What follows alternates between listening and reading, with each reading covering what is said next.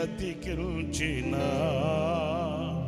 జీవనదాతవు నీవేనయ్యా.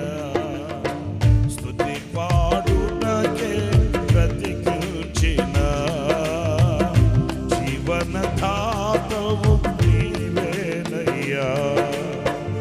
ఎన్నాళ్ళుగా నన్ను పోషించిన తల్లి వలె నన్ను ఓదార్చిన నీ ప్రేమ నాపై ఎన్నడూ మారదు యేసయ్యా.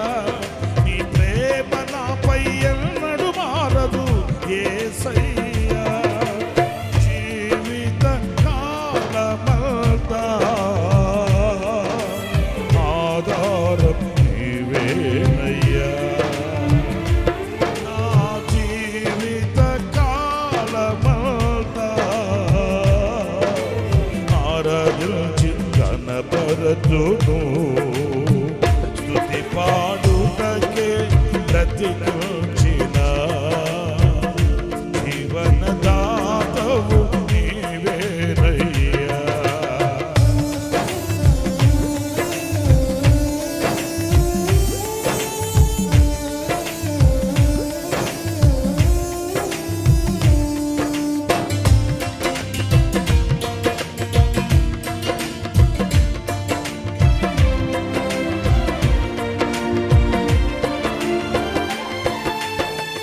ప్రాణభయమును తొలగించినావు, ప్రాకారములను స్థాపించినావు. సర్వజనులలో నీ మహిమ వివరింప దీర్ఘాయువుతో నన్ను నింపినావు.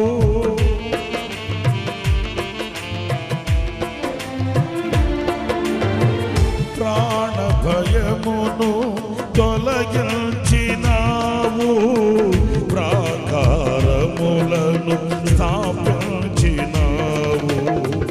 సర్వజనులలో నీ మహిమ వివరింప దీర్ఘాయువుతో నన్ను నింపినావు. నీ కృప బాహుళ్యమే వీడని అనుబంధమై తలచిన ప్రతి క్షణమునా నూతన కలవించెను. స్తుతి పాడుటకే బ్రతికించిన జీవనదాతవు నీవేనయ్యా. స్తుతి పాడుటకే బ్రతికించిన జీవనదాతవు నీవేనయ్యా.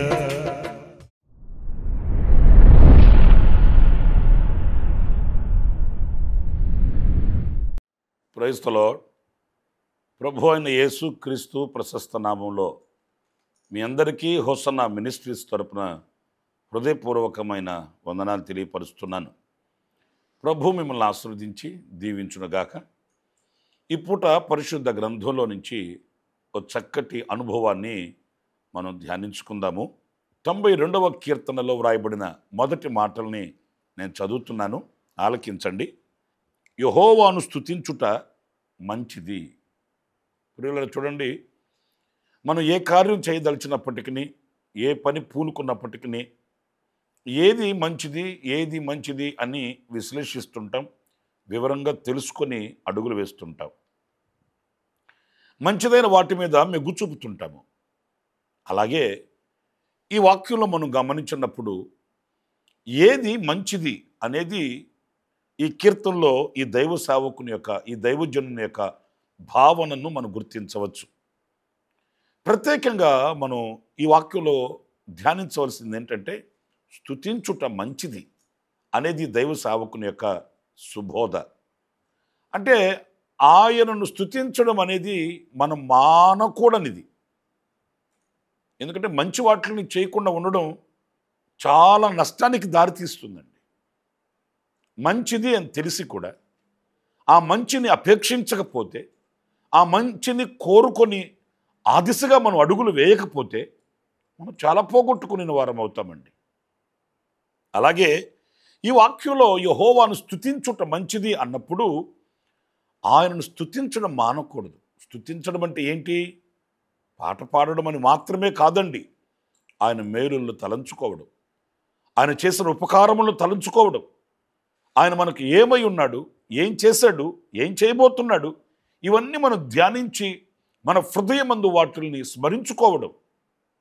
కీర్తనల గ్రంథానికి ముఖద్వారం మొదటి కీర్తన. ఆ కీర్తనలో కూడా మీరు చూడండి, నా ప్రాణమా అంటూ ప్రారంభించి ఈ దైవ సేవకుడు, ఈ దైవజనుడు, ఈ రాజైన దావీదు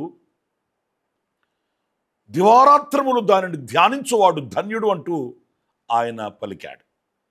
నిజమే, ఎంత ధన్యతో ఆయన స్తుతించడం, ఆయన కార్యములను ధ్యానించడం, ఆయన చేసిన ఉపకారములను స్మరించుకోవడం మర్చిపోకూడదండి.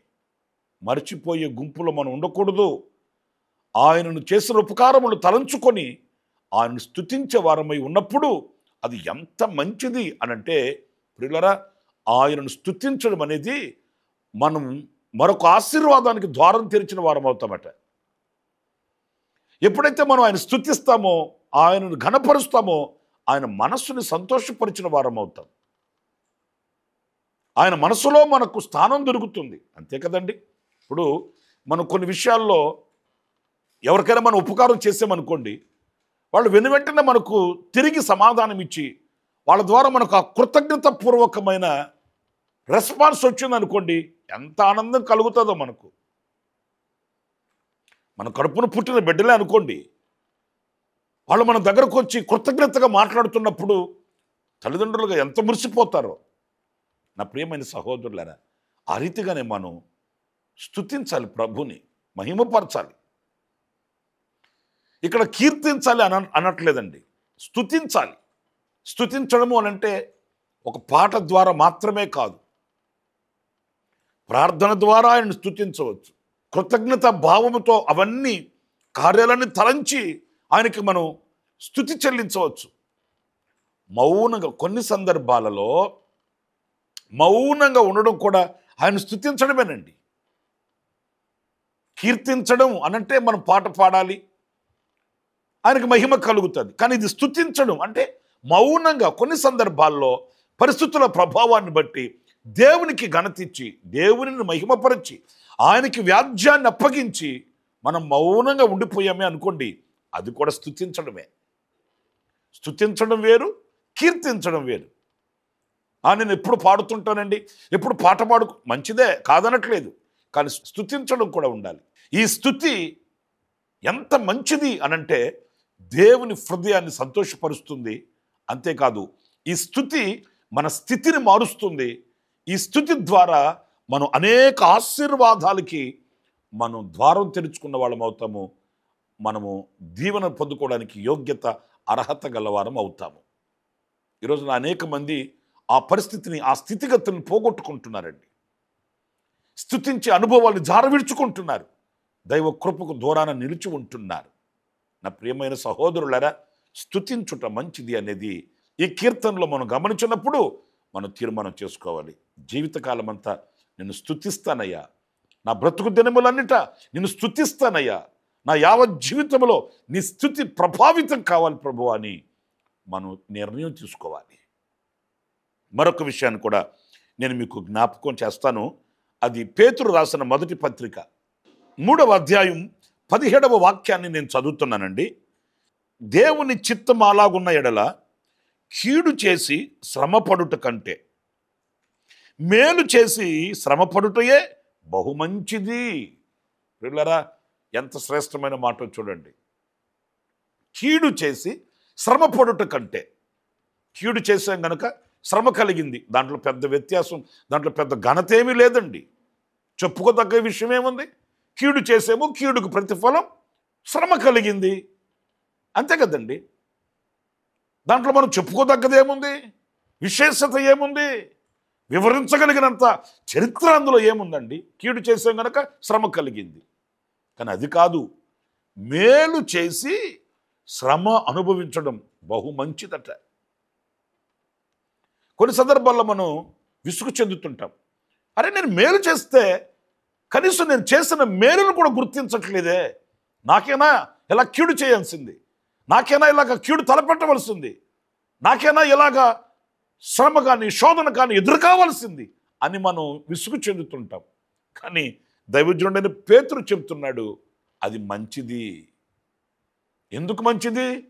ప్రతిఫలం కలుగుతుంది గనుక, దేవుని మూలంగా మనకు ప్రతిఫలం వస్తుంది కనుక, దేవుని మూలముగా మనం ఆ ప్రతిఫలాన్ని బహుమానాన్ని పొందుకోవడానికి యోగ్యులం కనుక మేలు చేసి శ్రమ అనుభవించడం, కీడు అనుభవించడం. నా ప్రియమైన సహోదరులారా, ఇవన్నీ మనకు కొంచెం చేదైన అనుభవాలుగా ఉన్నప్పటికీ మేలు చేసి శ్రమ అనుభవించడం ఏంటండి అనేది మనకు కాస్త జీర్ణించుకోవడానికి కష్టంగా ఉన్నప్పటికీ ఎంతో మంచిది, ఎంతో మంచిది. నువ్వు మేలు చేసావు, మేలు తలంచావు, మేలుని అనేకులకు చేయాలని ఆరాటపడ్డావు. కానీ దాని మూలముగా శ్రమే కలిగిన, కీడే వచ్చిన మనం సంతోషంగా ఆస్వాదిద్దాం, సంతోషంగా ఆహ్వానిద్దాం, దాని యందు ప్రభుని స్తుతిద్దాం. ఎందుకంటే బహు మంచిదంట. మరి అన్నింటిలో మంచి కోరుకుంటాం కదా, అన్నింటిలో మంచి కావాలని ఆశిస్తాం కదా. మరి ఈ మంచిని ఎందుకు మనం విడిచిపెడుతున్నాము, పోగొట్టుకుంటున్నాము?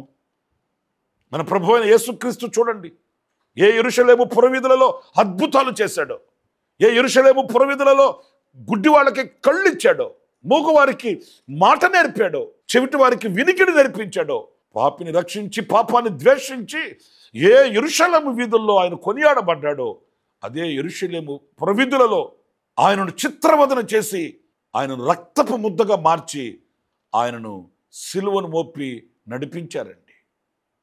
మరి ఆయన చేసిన కీడేంటి? ఆయన చేసిన హానికరమైనది ఏముంది? ఆయన మేలు చేసి ఆయన శ్రమ అనుభవించాడు. మనకు నేర్పించింది అదే, మనకు బోధించింది అదే. నేను మంచి చేశాను కనుక నాకు మంచే జరగాలి అని అనుకోకూడదండి. నేను ఎవరికి కీడు తలపెట్టలేదు కనుక నాకెందుకు అలా కీడు జరిగింది అని అనుకోకూడదండి. మనం మేలు చేయడం మన కర్తవ్యం, మేలు తలంచడం మన కర్తవ్యం, మేలు కొరకై ముందుకు సాగడం మన కర్తవ్యం. ఆ తర్వాత ఒకవేళ మనకు శ్రమ ఎదురైనా, కీడ ఎదురైనా వాటిని సంతోషంగా ఆహ్వానించడం, ఆస్వాదించడం అది ఎంతో మేలని పరిశుద్ధుడైన పౌలు చెప్తున్నాడు. మనం నేర్చుకోవాలి, నిర్ణయించుకోవాలి. మరొక విషయాన్ని కూడా నేను మీకు జ్ఞాపకం చేస్తాను. అపోస్తలుల కార్యాల గ్రంథం 10వ అధ్యాయం 33వ వాక్యాన్ని మనం చదివితే, ఇక్కడ కొర్నేలి అనే ఒక భక్తుడు ఉన్నాడు, మనందరికి బాగా తెలుసు. ఈయన పేతురుని, దైవజనుడైన పేతురుని పిలువనంపించాడు. చర్మకారుని ఇంట ఉన్నప్పుడు దేవుడు అతనికి చెప్పాడు, పేతురు అనే దైవ సేవకుని పిలిపించుకోండి అని చెప్తే ఈయన మనుషులను పంపించాడు. ఈ కొర్నేలి ఇంటికి పేతురు వచ్చాడు. ఈ చరిత్ర మీ అందరికీ బాగా తెలుసు కనుక నేను క్లుప్తంగా చెప్తున్నాను. ఈ పేతురు వచ్చినప్పుడు కొర్నేలి పలుకుతున్న మంచి మాటలు చూడండి. నేను అపోస్తలుల కార్యాల గ్రంథం 10వ అధ్యాయం 33వ వాక్యం చదువుతున్నాను. కొర్నేలి చెప్తున్నాడండి, వెంటనే నిన్ను పిలిపించితిని, నీవు వచ్చినది మంచిది. ప్రభువు నీకు ఆజ్ఞాపించినదంతయు వినుటకై ఇప్పుడు మేమందరము దేవుని ఎదుట ఇక్కడ కూడి ఉన్నామని చెప్పాను. ప్రియులారా చూడండి, దేవుడు నీ ద్వారా పలికించే మాటలు వినడానికి మేమంతా కూడి ఉన్నామయ్యా, ఇప్పుడు మీరు రావడం చాలా మంచిది. నిజమే, దైవ సేవకుని యొక్క రాకను కోరుకోవడం, దేవుని వాక్యము మీద అచంచలమైన విశ్వాసం కలిగి ఉండడం, అపేక్ష కలిగి ఉండడం, కోరిక కలిగి ఉండడం ఎంత మంచిదో. ఎందుకు ఈయన ఆయన్ని పిలిపించుకున్నాడు దైవజనుని అంటే, వాళ్ళంతా ఒక కుటుంబంలో తన ఇంట్లో కూడుకొని ఉన్నారు దేవుని వాక్యాన్ని వినడానికి, లోకపు వార్తలు చెప్పుకోవడానికి, లేకపోతే వేరే వేరే కార్యకలాపాల కొరకు కాదండి. దేవుడు ఆ దైవ సేవకుని నోట ఏ మాట పలికిస్తాడో ఆ మాట వినడానికి, దైవ సేవకుని నోట ఏ ఆలోచన వస్తుందో ఆ దైవ సేవకుని నోట ఏ దైవ వాక్కు మనం వినవలను అనే కాంక్షతో వేచి చూడడం. ఇప్పుడు ఆయన అంటాడు, నువ్వు రావడం నా కుటుంబానికి మంచిదయ్యా. మీరు ఆ వాక్యంలో గమనిస్తే ఆశ్చర్యమైన సంగతి ఏంటో తెలుసండి, వాళ్ళందరూ ఆ ఇంట్లో కూడుకొని ఉన్నారట. దైవజనుడు పేతురు వచ్చి చక్కటి దేవుని మాటలు చెప్పాడు. మనం ఆశ్చర్యపడవలసింది ఏంటంటే, వారందరి మీద పరిశుద్ధాత్ముడు దిగి వచ్చాడంటండి. మీరు 44వ వాక్యం చదివినప్పుడు పేతురు ఈ మాటలు ఇంకో చెప్పుచుండగా అతన్ని బోధ విన్న వారందరి మీదకి పరిశుద్ధాత్మ దిగెను. చూసారండి, పరిశుద్ధాత్ముడు దిగి వచ్చాడు. ఆత్మ పూర్ణులయ్యారు వాళ్ళు. వాళ్ళ అంతరంగములో పరిశుద్ధాత్మ జ్వాల రగిలింది. ఆ ఇల్లు పరిశుద్ధాత్మతో నింపబడిన కుటుంబం అయిపోయింది.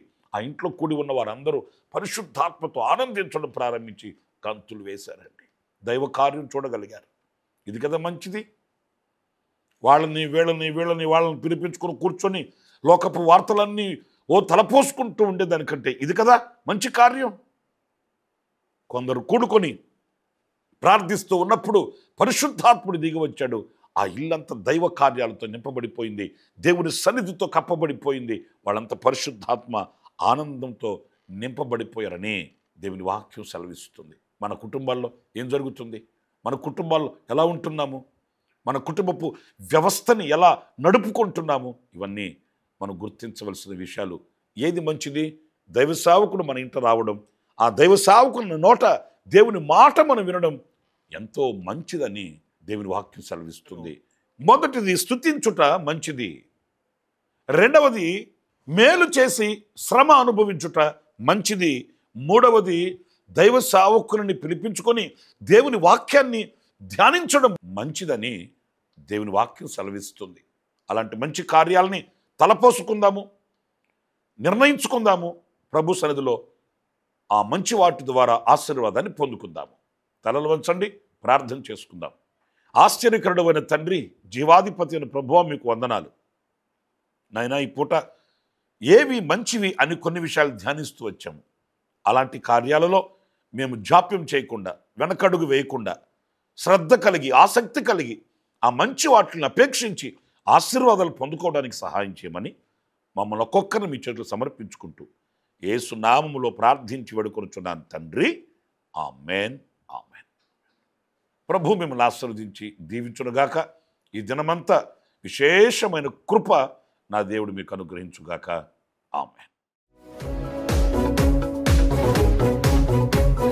ప్రతిదినము ఈ అనుదిన కృపాను సందేశముల కొరకు, ఇంకా మరిన్ని ఆత్మ సంబంధమైన సందేశాల కొరకు ఈ మా యూట్యూబ్ ఛానల్ ను సబ్స్క్రైబ్ చేసుకోండి.